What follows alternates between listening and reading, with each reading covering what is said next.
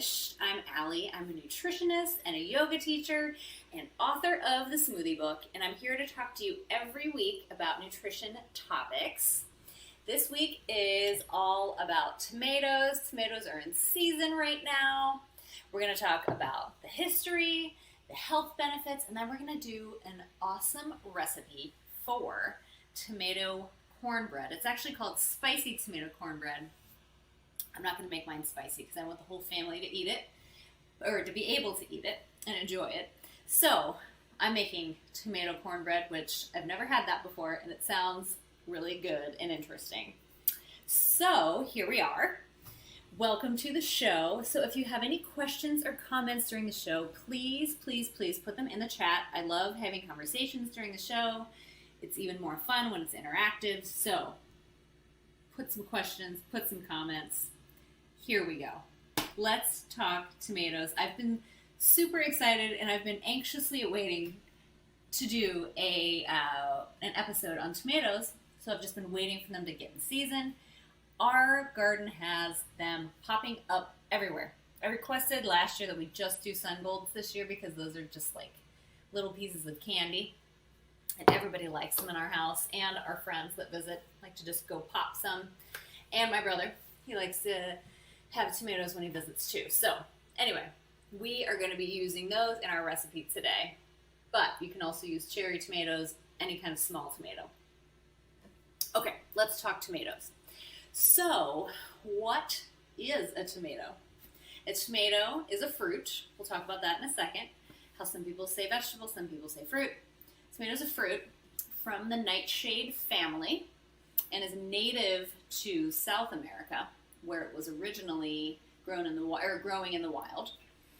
It's considered a fruit because it's made from flour. It grows from flowers. It has seeds, and it is so people typically like to think of it as a vegetable because we use it more in savory dishes, but it is botanically a fruit because of the seeds and because it comes from a flower or is grown from a flower. So that's that. And they are kind of like a fruit because they are kind of sweet. But technically it is a fruit. Okay, so tomatoes come in lots of different shapes and colors and sizes. Traditionally we think red when we think tomatoes, but as you see in this one, these are orange. They come in yellow, they come in purple, they come in green if they're not ripe. All different sizes. These are small. There are the Roma tomatoes, which are kind of medium, the heirloom tomatoes, which can be huge. So they come in all different shapes, all different sizes, all different colors, all different flavors too. All different flavors.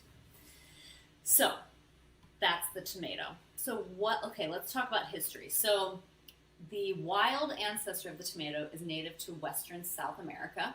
It was the size of a pea, which is very interesting. But then the exact date of when tomatoes were domesticated is unknown, but we do know that by 500 BC, the Aztecs were cultivating them in southern Mexico. So South America, Central America is where they originally come from. The Aztecs, yes, were the first to domesticate them and also use tomatoes in their cooking. The Pueblo thought of tomatoes as something really special. They were thought to have believed that if you witnessed somebody ingesting tomato seeds, you were blessed by powers of divination. So that's pretty cool to have a strong, powerful connection to the tomato as well. The Spanish first introduced tomatoes to Europe after coming to Central and South America. They brought them back to Europe, and that's how it kind of became a popular vegetable in Europe. Interestingly, though, so the Spanish used it in their food, so things like gazpacho, other foods that the Spanish cooked it with or ate it with. In France, Italy, and Northern Europe, the tomato was initially grown as an ornamental plant and then adopted later as a plant to eat. Throughout Southern Europe, though, the tomato was quickly accepted into the kitchens for cooking. And then in Northern Europe, there was more resistance, and I thought this was so interesting. So in Northern Europe, some people used to eat their food on pewter plates, which they have lots of lead in them. And because of the acid in tomatoes, if they ate a tomato on a pewter plate, there was a chemical reaction and it became poisonous and actually made people sick. So the people that were eating their food on those plates really did think they were poisonous because they kind of were in that environment. But people in other parts of the country that were eating their foods on wooden plates or plates of a different variety did not get sick, and they enjoyed the experience of eating the tomatoes. Also, the British thought that tomatoes were beautiful, but they thought they were poisonous because they looked like a wolf peach, which I had to look that up, and a wolf peach does look like a tomato. So, interesting. Everybody's reaction was very different from each other when they were first introduced to tomatoes. So, but the Italians adopted the tomatoes quickly. The Italian Americans ate a lot of tomatoes on their food, especially pizza. Pizza was originally invented, I guess the word is, in Naples in the 1880s. And this was a really cool story. So there's a story that I read about that there was a restaurateur in Naples that wanted to make something special for Queen Marguerite, the first Italian monarch after Napoleon conquered Italy. And so the restaurateur wanted to make an Italy-inspired pizza. So he did the 3 colors of the Italian flag: red, tomato sauce; white, cheese; green, you guessed it, basil. And that became the Margherita pizza for Queen Marguerite. I thought that was just a kind of a fun story. So there we go. And let's see. So then as people traveled throughout the world, the tomato was introduced to other countries, other cultures, like India, China, Philippines, the Middle East. Now it's everywhere. Lots of people eating tomatoes. And each country, each culture has their own history of an experience with the tomato. We Americans eat a lot of tomatoes. Apparently, we consume over 12 million tons of tomatoes a year as a country. That's a lot of tomatoes. Okay, so tomatoes are eaten in so many different ways. So I mentioned gazpacho, I mentioned pizza. They're also used in juice, tomato juice, Bloody Marys, pickled tomatoes, soups, salads, sauces, salsas, fried green tomatoes, stuffed tomatoes. Have you ever done stuffed tomatoes where you scoop out the center, put rice and ground beef in there, add the tomatoes back, or the inside of the tomatoes back? So delicious. So many different ways to have a tomato. Okay, so let's talk about nutrition and health information about tomatoes. There is a lot of information out there. So, a tomato is 95% water, so we are hydrating ourselves if we eat a raw tomato or a fresh tomato. And 4% of that the remaining 4% is carbohydrates, and the remaining 1% is a combination of protein and fat. So not a whole lot of protein or fat in tomatoes, mostly carb, mostly water. Mostly water, a little bit of carb. Tomatoes are a great dietary source of the antioxidant lycopene, which we'll go into greater detail, but that's just kind of a general statement. Lots of health benefits linked to lycopene, such as heart health and cancer prevention. So we'll talk about that too. All right, I have 8 health benefits to share with you. Health benefit number 1. Tomatoes are rich in vitamins and minerals, such as vitamin C, potassium, vitamin K, and folate, which is vitamin B9. So vitamin C, we know, antioxidant, great for our immune system, great for our skin, just great overall in general to keep us healthy. Potassium, we know, is good for our blood pressure and also for heart disease prevention because of helping with the blood pressure. Vitamin K is essential for blood clotting and our bone health as well. And folate is important for tissue, normal tissue growth, and cell function. Also good for pregnant women to have it to help with a growing baby. Number 2, tomatoes are a good source of lycopene, which we just discussed, which is a very strong plant compound. It is the compound that gives tomatoes their red color. So this lycopene has been extensively studied by a lot of different groups, and the highest concentration of lycopene is in the tomato's skin. So if possible, it's best to keep the skin on the tomato. And generally, the redder the tomato, the more lycopene that it has. And they have found that if you eat some fat with tomatoes, you're 4 times more likely, or you increase the absorption by 4 of the lycopene. So that's great because caprese salad, add some olive oil to your tomato and mozzarella cheese and basil. There you go. Better absorption of your lycopene. Pizza, you've got the cheese. If you have an olive oil base, even better. So many different ways to add fats to tomato dishes. Okay, number 3. Tomatoes may be good for our heart. So lycopene has been found to potentially help lower our LDL cholesterol, which is the bad cholesterol. We want that lowered. And so that helps with our heart health. And let's see, and it may help with our blood pressure, probably because of the potassium, which is also good for our heart. So, number 4, tomatoes may help with our immune system, largely because of all the antioxidants, the vitamin C, the vitamin A, the lycopene, all good for our immune system, fighting off those free radicals.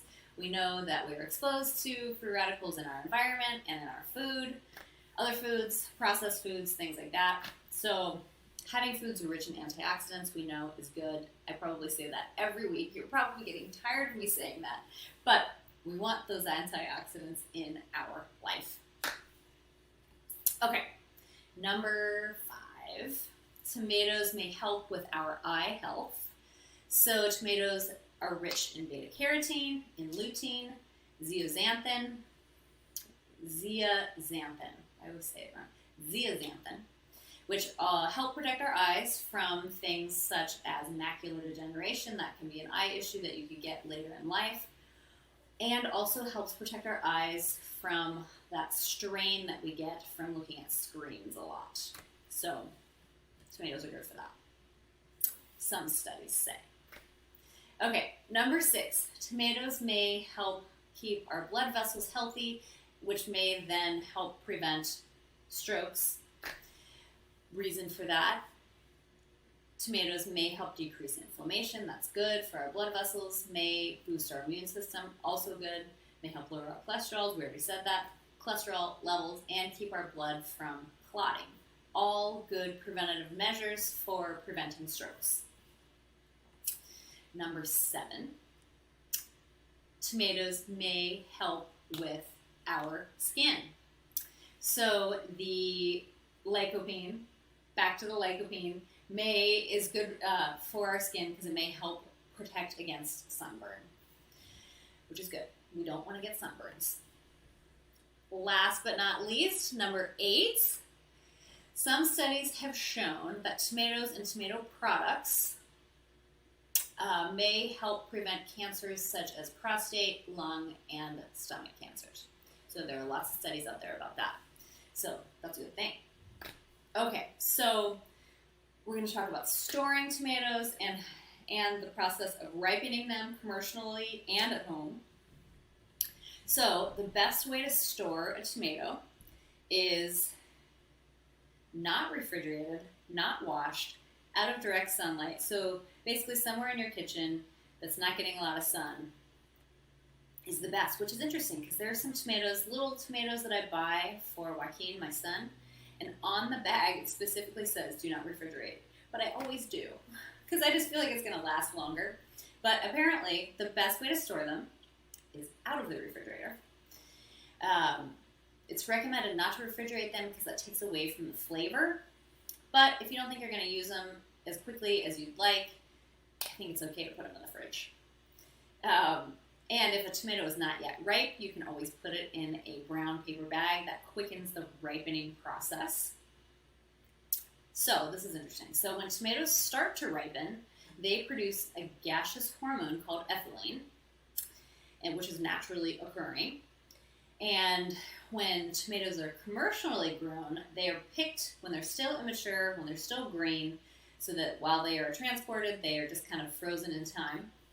And right before they sell them, some companies spray them with an artificial ethylene gas, which then inhibits the development of that natural flavor from happening. And that's why we get some tomatoes that are mealy and not very tasty. So ideally, it's best to get tomatoes that are grown locally, that right off the vine, that have naturally ripened. Get them from your garden, such as myself. Raphael, my husband, is a very good gardener, and he grew these tomatoes. Super, super, super good. Okay, so safety. Are tomatoes okay for us to eat? Generally, yes. They are regarded as safe foods to eat, unless there are some reasons, I guess, not to have them. If you have a tomato allergy, it's pretty rare, but it is a thing. There's a condition called, so people that are allergic to grass pollens are more likely to be allergic to tomatoes. They say, and this condition is called pollen food allergy syndrome or oral allergy. And your immune system attacks the fruit and vegetable proteins that are similar to pollen. And then some people get an allergic reaction, like an itchy mouth, scratchy throat, or their mouth or throat swell. So avoid tomatoes if you have that reaction. Some people with a latex allergy might also be allergic to tomatoes. That's interesting. And some people avoid nightshades because they find that they have issues or they just avoid them in general. If you haven't watched my episode on nightshades, check it out. I have a whole 30 minutes where I discuss nightshades. And the nightshades are peppers, eggplant, potatoes, tomatoes. Those are kind of the four main categories of the nightshade family. Some people think they have issues with nightshades, so that's why they may be avoiding them. And I also found out that tomato plants may be toxic to dogs if they eat large amounts of the fruit or the plant material. So let's keep our dogs away from eating tomatoes. That's it. That is all the information, which is a lot, I know, that we have on tomatoes. They are delicious. So let's make some tomato cornbread. I am so excited about this. Everybody in my family is as well. So I've altered the recipe a little bit. I know that I do that sometimes. Actually, I do that pretty often. Okay, so to start off, I've preheated the oven to 375. And we are going to cook ours in a cast iron skillet. You can also do it in a 9x9 inch pan. And this looks like a lot of butter, and it kind of is, but it's going to be delicious. So we put 4 tablespoons of butter in the pan, and the oven is already preheated. We're going to let this butter melt while we mix everything else together. So I'm going to set the timer just because I don't want it to melt too much. I'll set it for 1 minute, and we'll check on it. We'll see how that goes. Okay, so, and we're putting the oven rack, I should have said this first, before you preheat, put the oven rack in the middle first. Then preheat 375, put the butter in the cast iron skillet or the 9x9 inch pan. I'm going to set this for 1 minute to remind me that the butter is in there. Okay, then, so that was 4 tablespoons of butter.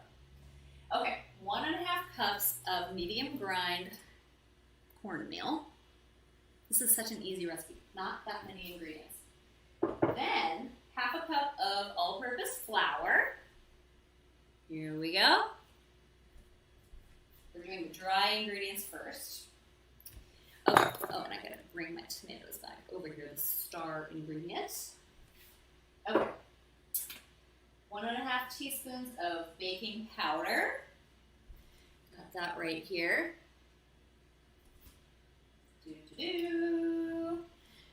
Okay, and oh yeah, cayenne. So it's 1/2 teaspoon of cayenne.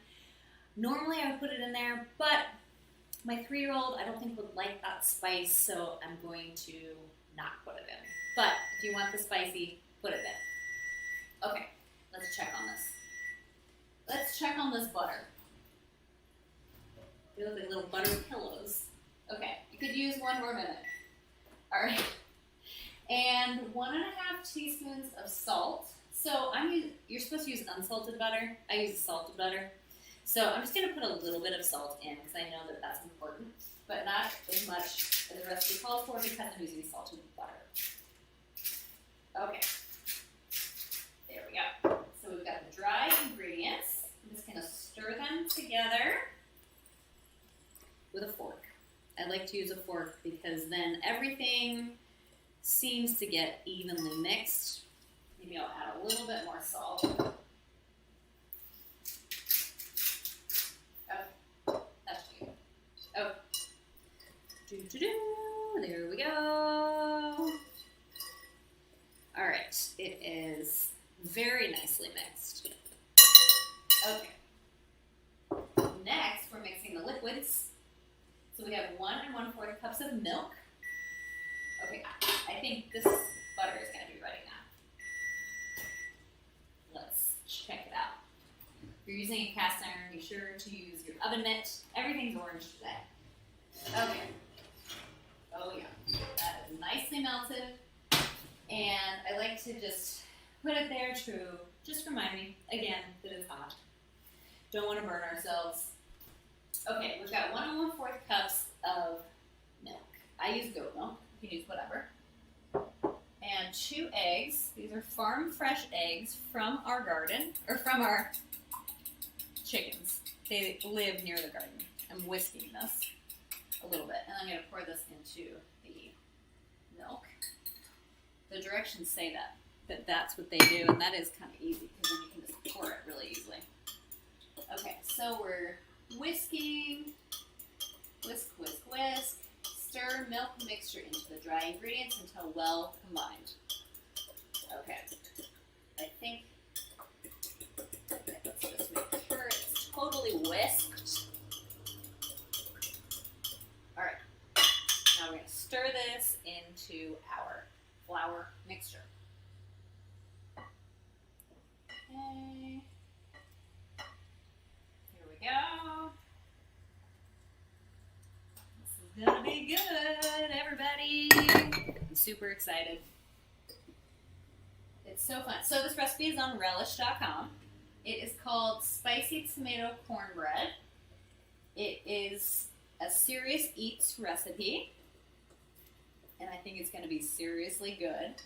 We're going to have it tonight with lentils for dinner, probably some roasted carrots too, because we have a lot of carrots in our garden at this time. Okay, so here we go. Okay, that's good. Now I'm going to use a spoon to really get the mixture going. Make sure I have all the corners. Okay, now I like to add corn to my cornbread. I just think that's just like a really nice added bonus. So we're adding corn into ours. Okay, I might have put a little bit too much in that bowl. So I'm just going to do, it's probably like 1/4 of a cup. Just a little bit. And last but not least, the tomatoes. Okay, here we go. Tomato cornbread. Never heard of it. Super excited. All right. So just keep them whole, the little ones. All right. Excuse me, that was kind of loud. All right, now we're going to pour it in to the cast iron skillet. I reminded myself. Okay. Pour it in. It's nice and preheated. that look good? Okay, and I have a spatula over here because I anticipated it needing a little extra help. All right, this is kind of a big bowl, so it's kind of hard to do. Oh, maybe I'll hold it from the top. That'll be easier. Okay, there we go. And yum. You can see the butter going around the batter. Okay. Oh boy. Okay, that's a lot of butter on one side. I'm going to stir it a little bit. Interesting. Very, very interesting. I think that's going to be really, really, really good. Okay.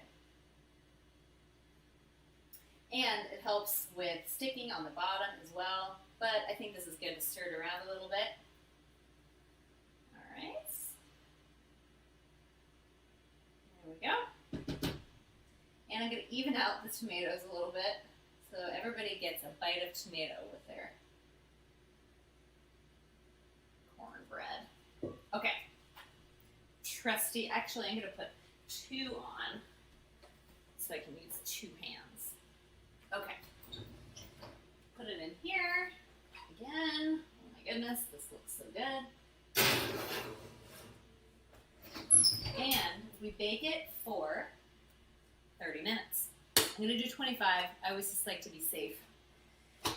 I'll probably add 5 minutes again to the end, but we'll see.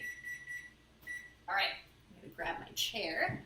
All right, so tomatoes.